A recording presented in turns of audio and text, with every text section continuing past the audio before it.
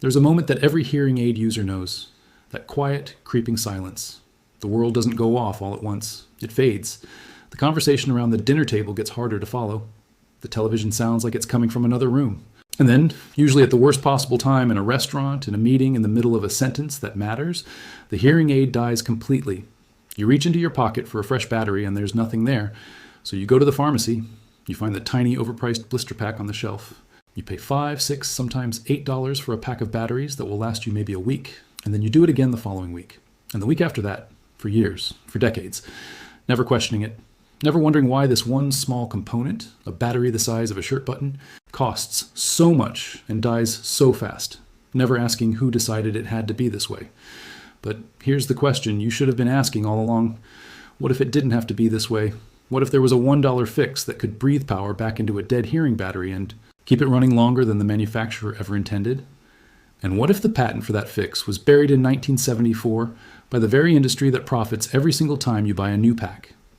To understand what's really happening here, you first need to understand what's actually inside a hearing aid battery. The small zinc air batteries that power most hearing aids today are not like the alkaline batteries in your remote control or your flashlight. They work on a completely different principle. Inside each of those tiny cells is a layer of powdered zinc that reacts with oxygen drawn from the air through small holes on the surface of the battery. That reaction produces the electrical current that powers your device. When the zinc is fully oxidized, and the reaction can no longer sustain a usable voltage, the battery is declared dead and thrown away. That is the official story. That is what the battery manufacturers and the hearing aid companies need you to believe. But the official story leaves out one critical detail. When a zinc air hearing battery reaches what the industry defines as end of life, there is still zinc inside it, not a trace amount. A meaningful, usable amount of unreacted zinc that the chemistry has not yet consumed, locked in place, not because it's truly exhausted, but because the electrochemical environment inside the cell has shifted in a way that slows and then effectively halts the reaction. The battery isn't dead, it's stalled, and that difference between dead and stalled is where the $1 trick lives. In 1974, an independent engineer filed a patent documenting a specific method for restoring zinc air batteries to functional capacity after they had registered as depleted. The method was straightforward. It was inexpensive. It worked. And within 2 years of the patent filing, it had been quietly absorbed into a licensing agreement with one of the largest battery manufacturing conglomerates in the world and then buried. Not developed, not commercialized, not made available to consumers, buried. The patent sat in the archive, protected from use by anyone else, never converted into a product, never mentioned in any consumer literature, and the engineer who filed it received a settlement that included a non-disclosure clause binding enough to keep the story out of public conversation for decades. The people who bought hearing aid batteries every week kept buying them. The profit cycle kept turning. And the information that could have broken that cycle was locked in a filing cabinet in a corporate legal department, invisible to the people who needed it most.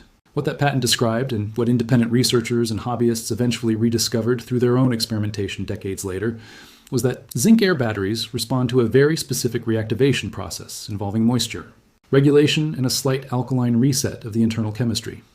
In practical terms, for someone sitting at home with a dead hearing battery in their hand, this translates to something extraordinarily simple.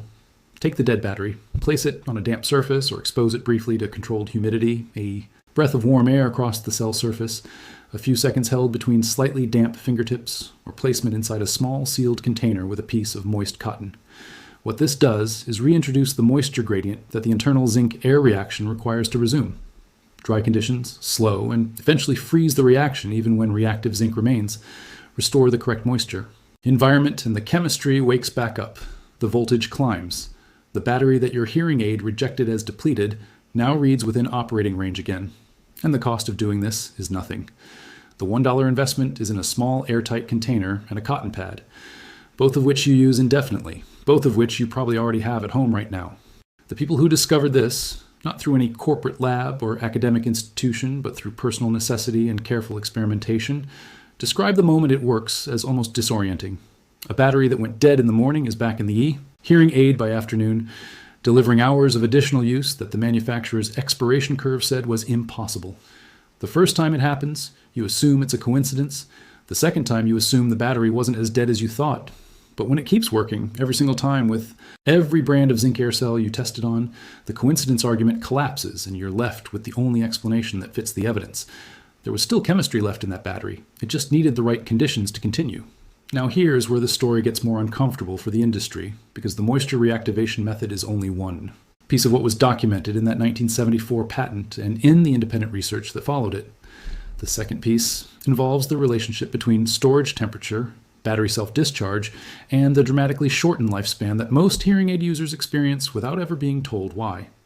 Zinc air batteries begin discharging the moment oxygen contacts the zinc layer. This is why. They come sealed with a small adhesive tab over the air holes. Once that tab is removed, the clock starts. What the battery companies don't advertise prominently is that zinc air cells stored at room temperature in humid environments can lose up to 30% of their charge before they even reach your hearing aid, through gradual oxygen ingress, through the seal, through packaging that isn't as airtight as it appears, through storage in pharmacies and warehouses where temperature and humidity are never optimized for battery longevity. You pay full price for a battery that is already partially discharged sitting on a shelf. You pay again when it dies earlier than it should, and you pay again the week after that. The $1 fix addresses this too. Store your unused batteries in a small sealed container in a cool, dry location. Not the refrigerator, which introduces the wrong kind of moisture when the cold battery meets warm air during removal. A cool drawer, a sealed pill organizer, a small container with a silica gel packet that costs pennies. This single change in storage practice extends the working life of each battery meaningfully, not by a few minutes, but by hours. Users who make this switch consistently report that their batteries last noticeably longer per charge cycle, that they're replacing them less often, and that the per week cost of hearing aid battery usage drops substantially just from managing storage correctly. This is information that should be on the packaging of every hearing aid battery ever sold. It isn't. You can work out why. There's a third layer to this that almost nobody talks about, and it involves the hearing aids themselves rather than the batteries. Modern hearing aids are programmed with low battery warning systems that trigger at a voltage threshold set by the manufacturer. That threshold is not set at the point where the battery is physically incapable of powering the device. It is set higher, at a point where audio quality begins to degrade slightly, so that the hearing aid shuts down before the user experiences any noticeable reduction in performance. It is, in other words, a conservative cutoff designed to preserve the user experience by prompting a battery change before the chemistry is actually exhausted. The unintended consequence of this, or perhaps the entirely intended consequence, is that every battery you throw away still has usable power in it. At the moment your hearing aid declares it dead. The reactivation method returns that residual power to service. The hearing aid will use it. It was always going to use it. The device just needed a battery that read above the cutoff threshold, and the moisture reactivation reliably restores depleted zinc air cells to above that line. Think about what this means across a lifetime of hearing aid use. The average hearing aid wearer replaces batteries approximately once a week, sometimes more often. That is 50 or more batteries per ear for those with bilateral loss. Over 10 years of wear, that is 500 to 1,000 batteries discarded, each one containing unreacted zinc that was never consumed, each one representing a purchase that was made earlier than it needed to be. The financial cost over a decade runs into hundreds of dollars for a single user. Multiplied across the 50 million people globally who wear hearing aids, the annual revenue generated by premature battery replacement is staggering. It is a number large enough to explain very clearly why a $1 solution documented in a 1974 patent never made it onto a pharmacy shelf with a consumer instruction label. The people this affects most are not wealthy. Hearing loss disproportionately impacts older adults living on fixed incomes, people in lower income communities where healthcare costs are already a constant source of stress, and people in developing countries where even the modest cost of a weekly battery pack represents a real financial burden. For these users, the choice between hearing clearly and managing other household expenses is not an abstract one. It is a weekly calculation. And the fact that a simple, free reactivation method exists, that it works on the chemistry that is already inside the battery they've already paid for, makes the suppression of that information not just a business decision, but something that carries a genuine human cost. The fix itself requires nothing exotic. A small airtight container that costs under $1 at any home goods store, a piece of cotton moistened with clean water. Place your dead hearing battery inside, seal the container, leave it for 48 hours, remove it, let it air for 60 seconds so surface moisture doesn't interfere with the air holes, and reinsert it into your hearing aid. The result is not guaranteed to be identical every time. Batteries that have been stored poorly or used in extreme conditions may have less residual zinc to work with, but in the majority of cases, with a battery that died under normal use conditions, you will get additional hours of real working power from a cell that you were about to discard. Do this consistently. Store your fresh batteries correctly, and you have effectively doubled or more the value of every battery purchase you make going forward The 1974 patent is not a legend.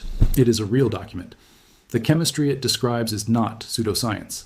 It is a real electrochemical process that engineers and researchers can verify and replicate.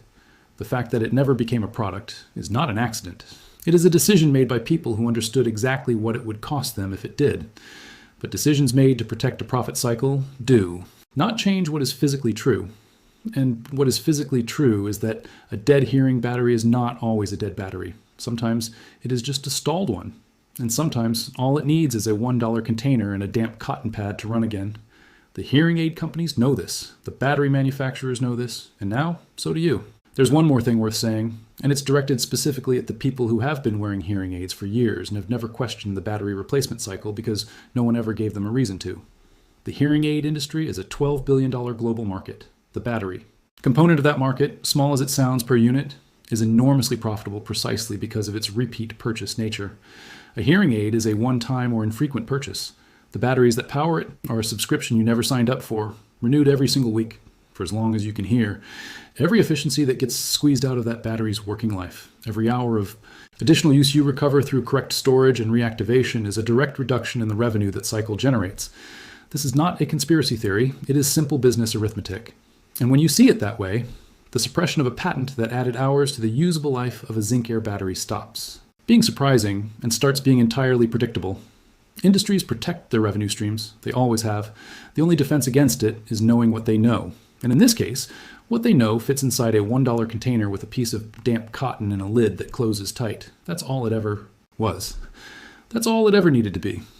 And for the cost of $1, you can take back every battery you've ever thrown away too soon and never let them sell you a replacement before you've gotten every last hour of power that chemistry already paid for. And if you're sitting there right now with a drawer full of dead hearing batteries you were planning to throw out this week, do not throw them out yet. Every single one of those cells still has zinc inside it. Every single one of them still has the potential for hours of additional use. The chemistry doesn't care about the date printed on the packaging. The chemistry doesn't care about the low battery warning your hearing aid displayed. The chemistry cares about the environment it's placed in, the moisture level, the temperature, the oxygen access through those small air holes, and when those conditions are right, it continues. So before you toss a single battery, from this point forward, give it a chance inside that sealed container. Let the damp cotton do what the patent said it would do in 1974. Let the chemistry resume, and then put it back in your hearing aid and listen. Because what you'll hear over the clear sound of a battery that was supposed to be dead and isn't, is the sound of something working the way it was always designed to work, before anyone decided it was more profitable if it didn't.